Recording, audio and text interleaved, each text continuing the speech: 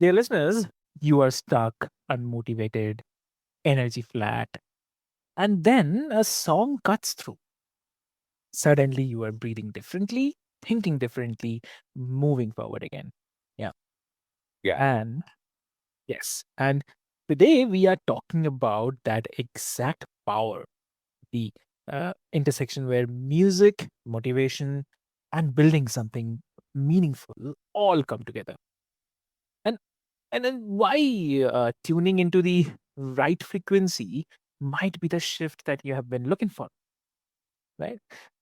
So, hey, dear listeners, welcome back to another powerful episode of Healthy Mind, Healthy Life. I'm your host, Havik, and this is where we explore the real everyday tools that may help you stay grounded, clear, and moving forward. So, it's not a kind of quick fixes or no hype. It's just an honest conversation about mental health and how we actually live it. So, thank you so much for being here, everyone. And we have a very, very lovely guest today. Please welcome Tony Saint Tone. Welcome to the show. Thank you so much for having me. Amazing, amazing. So, Tony, I'm really happy that you are here today. And if you can also introduce yourself to the listeners. Yeah. Sure. My name is Tony St. Tone. I'm a singer-songwriter in Florida, U.S., and I've been performing for over 40 years. I like to write positive, self-empowering music. Uh, I call myself a motivational musician. I also have a nonprofit where we go out and perform for people in need of a life lift. And we end up performing at halfway houses, jails, for veterans, for the elderly people. And this is for people that just can't afford Right. entertainment. We go and do these types of performances. But as a singer-songwriter, I'm a full-time musician. I do 225 plus shows a year. I've done over 7,000 shows. And yeah, I've made a career out of this. Exactly. It's really amazing. Thank you so much, Tony, for being here. And so I want to ask you on this that like a lot of people think that motivation is something that you either have or you don't have. And like it's a kind of personality trait. So what do you think, I mean, is the biggest misconception here that you might have noticed about motivation in any creative work or entrepreneurship? So I think it's the drive and how bad you want something. So um, Mhm. I'm going to tell you a quick experiment. Sure. This is a story that I talk about when I do my motivational show, and it's about these rats. And you'll see how it all ties in. So back in the 50s, they did an experiment. They wanted to see how long a rat can swim. So they put these rats in the water, and eventually, around 15 minutes, they all started drowning. And one by one, Oh. people started pulling them out of the water. They're like, okay, well, it looks like they can only last 15 minutes. Mhm. So what they decided to do is, as soon as they dried them off, they said, let's just throw them right back in there again. Let's see if anything Okay. changes. Mhm. They threw them back in, and these rats ended up swimming for 30 to 60 hours. Oh. And what they concluded was the rat Mm. was swimming long enough just for Mm. someone to pluck it out again. Yeah. So it thought its potential was 15 minutes when in actuality it was 24,000% more, meaning that it Mm. lasted 24% thousand more longer in the water. Yeah. So their motivation was to stay alive, right? Okay. Their motivation was to swim as long as they could until someone plucked them out. Mhm. So when you apply that to a person, it's like, hey, this is a life death situation. You need to climb that hill. You will climb that hill, or you need to lose that weight, or you need to change that job, or you need to get out of that relationship. It changes, it sparks something different. I think what Mm. people do is they don't realize it takes a certain type of trigger, if you Mm. will, to have you snap into something. So, for example, I wanted to be a full-time musician. Where the place I lived in Connecticut, you could play only 3 or 4 times a week, and that was considered a lot. But I couldn't sustain a living by Yeah. only playing 3 or 4 times a week. So I had to move to Florida where I could play twice a day, 7 days a Mm. week, 365 days a year. And making that move changed my life. It changed my projection of what I wanted to do, and said, "Okay, Here I can play music full time and I can buy a house and I can make a living. So a lot of friends of mine that lived in Connecticut and still do weren't ready to make that sacrifice. So they didn't want it bad enough. So that Mm. motivation comes from how bad you really want it, I think. Yeah,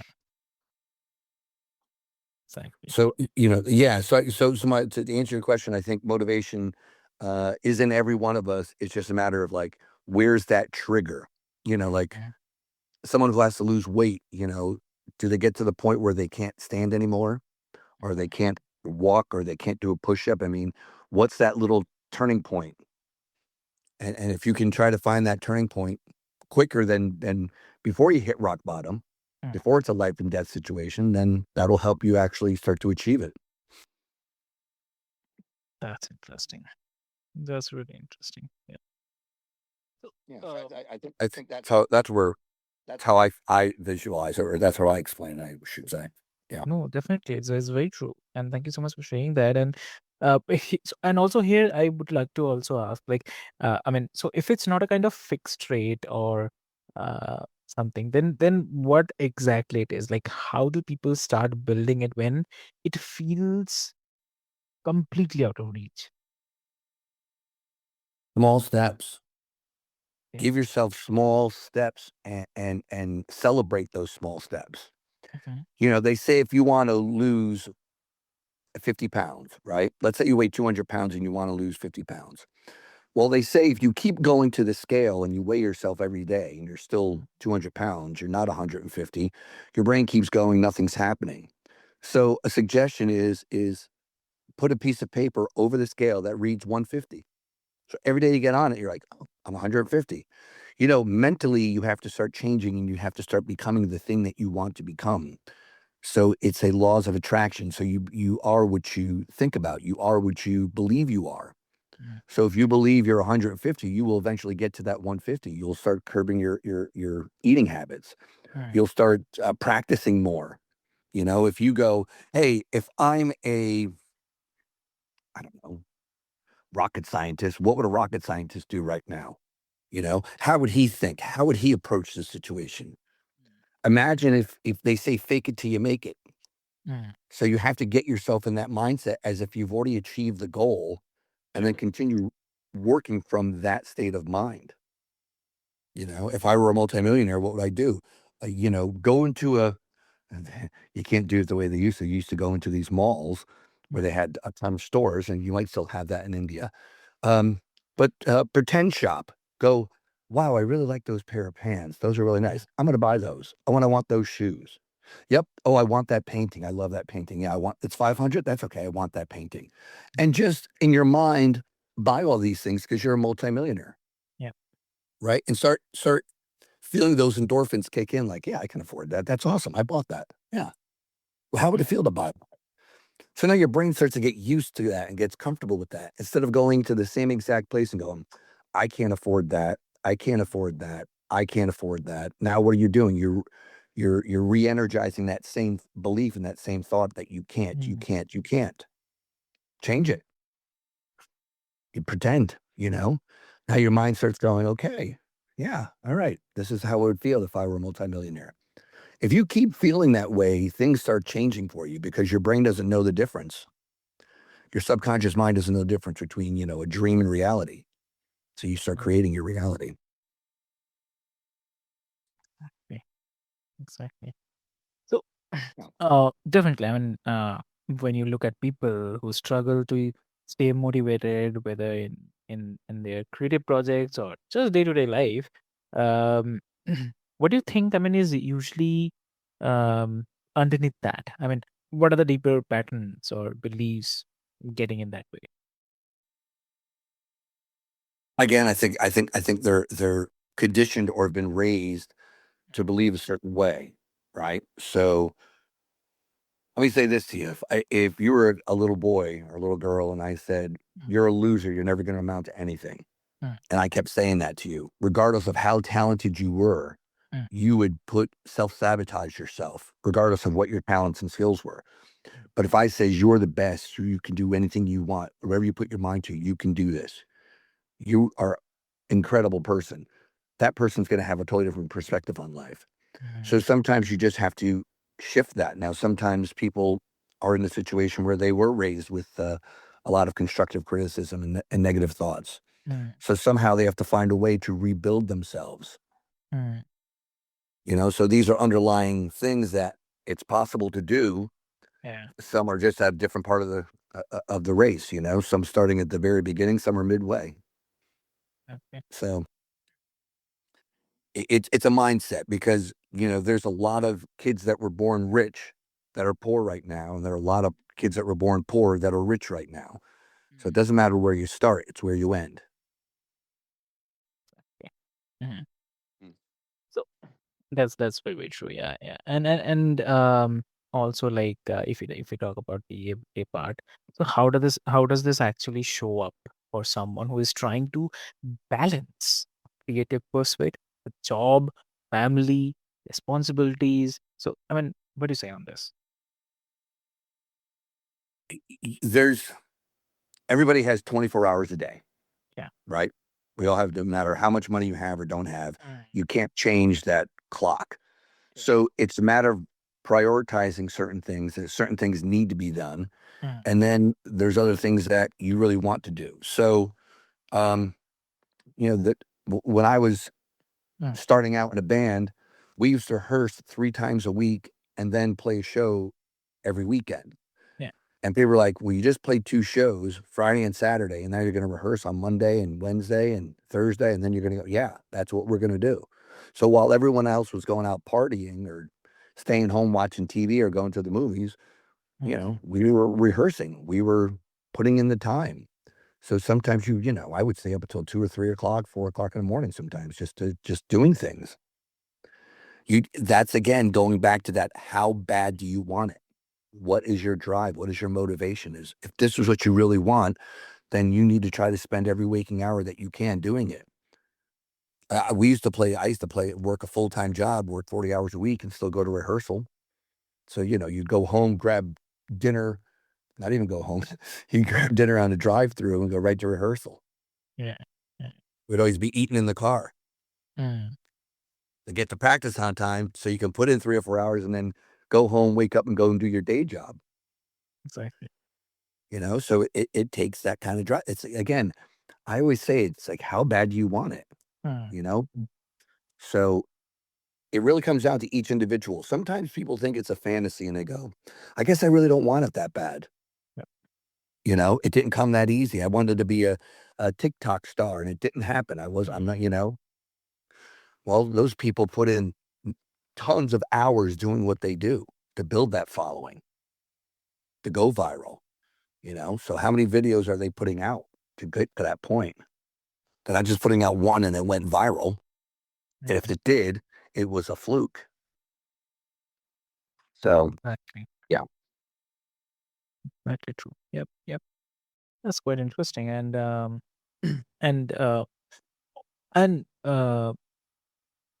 the permission to just be human, to not perform motivation a single trait, that might be one of the most practical things that someone can hear. And rest is not a failure; it's a part of the cycle. So, uh, and like, you work in music, motivation, entrepreneurship. So when someone's trying to build something, like whether it's a business, a body of work, or just a healthier relationship with themselves, then what's the one approach or practice you recommend that actually moves the needle? I think it varies on everybody. I think everybody has their own needle to get them to that point. I don't think Yeah. there's one magic pill that'll say, Mm. tap your head on the forehead and jump 3 times and then you'll be motivated. Yeah. If it were that easy, everyone would have that book and be doing it. I think each individual has their own little personal Mm. motive, and I think what they need to do is if someone's on the fence and they're not getting what they want, then they need to constantly step back and go, okay, let's re-examine, let's reshift. Think of it this way: when a boat leaves port to go to its destination, 90% of the time it doesn't know Mm. or it can't see its final destination, right? It's in the water, but it does know where it has to go. Now the winds may change, the water may change, so they have to constantly make adjustments and adjustments and Mm. adjustments. It's not just a straight shot because weather indicates what's happening. So that's life. mm, Life is weather happening to you. So you have to constantly reevaluate and relook at, how do I get to my destination still? Well, oh, I had to take a long turn. Oh, I had to go to the left a little bit longer than I thought. Okay, I got to go 4 miles right now. I thought I can do a straight shot. It's mm, not always a straight shot. But if you keep your focus on the prize, you'll get there. You know, there's a there's a famous motivational speaker, Zig Ziglar, and he talks about a person who's an archer. And he mm, says this archer was so good um he could split an arrow. He can hit the bullseye, and then with a second shot, he could split that arrow. He was that good. He goes, but I could probably shoot better than him on mm, any given day. He goes, of course, that's if I blindfolded him and spun mm, him around. Because if he couldn't see the target, yeah, he's not that good, is he? exactly. So you need to see the target. You need to know, what are you going for?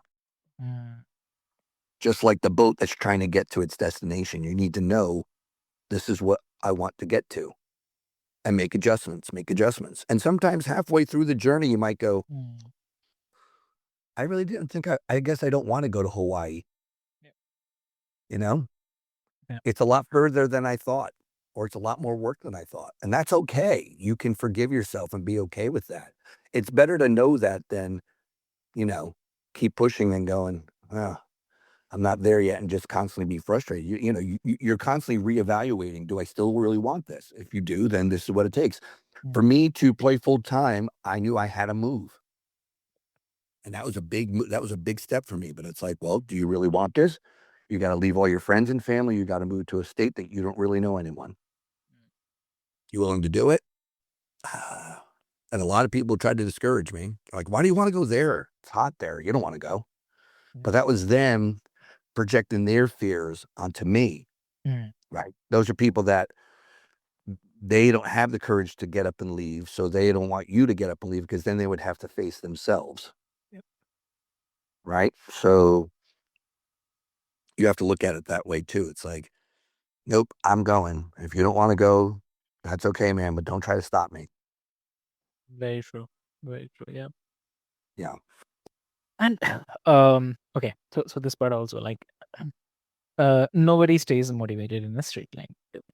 So there Yeah. are setbacks. Yeah, so there are setbacks, dry spells. There will be moments where it all feels kind of pointless also. So in all of those scenarios, like, how do you approach those valleys? Like, what helps people keep going without burning out, or maybe giving up entirely? So what do you say? I think it still comes back to, you just you sit in meditation and you ask yourself, where am I now? Where do I want to be? Am I happy with what I've done?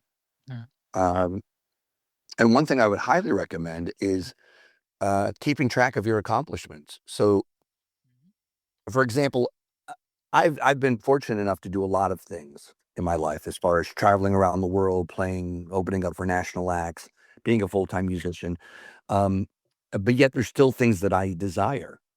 And many times I'm going, wow, man, I still want to do this. And I don't look back to go, holy crap, you've already done all this. mm, Like, sometimes I don't look at myself as a success, because I haven't achieved what I'm looking to achieve. mm, But yet there's others who are looking at me going like, you've succeeded so much more than I have. I'm like, oh, okay, yeah, I guess you're right. yeah, So I think you have to just constantly look back at yourself and go, what have I achieved already? mm, What are my accomplishments? Okay. And pat yourself on the back for those accomplishments, or reevaluate and go, wow, I haven't done any of the things that I thought I was going to do. So I guess I don't want this bad enough, or it's just it's not in the cards for me.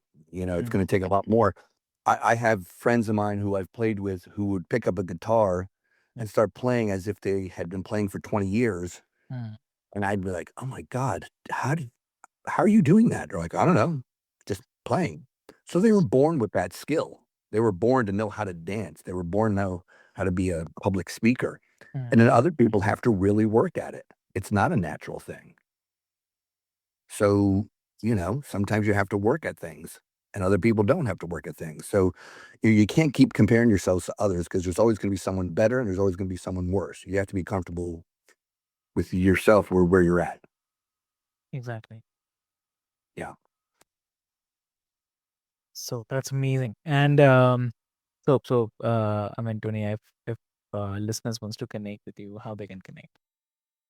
Yeah. The best thing is to go to my website. It's sainttone.com. That's SAINTTONE.com.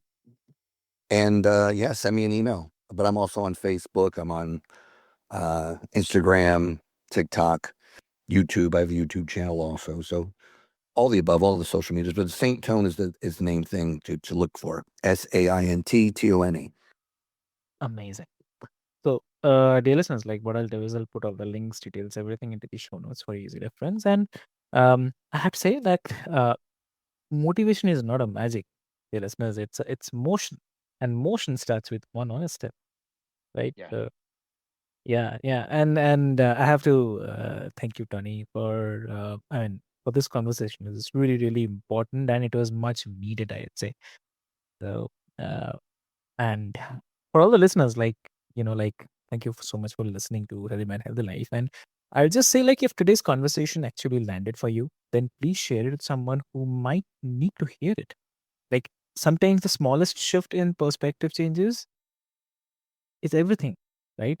So I will just say, take care of your mind, take care of yourself, and I'll see you in the next one. Thank you so much. Thank you.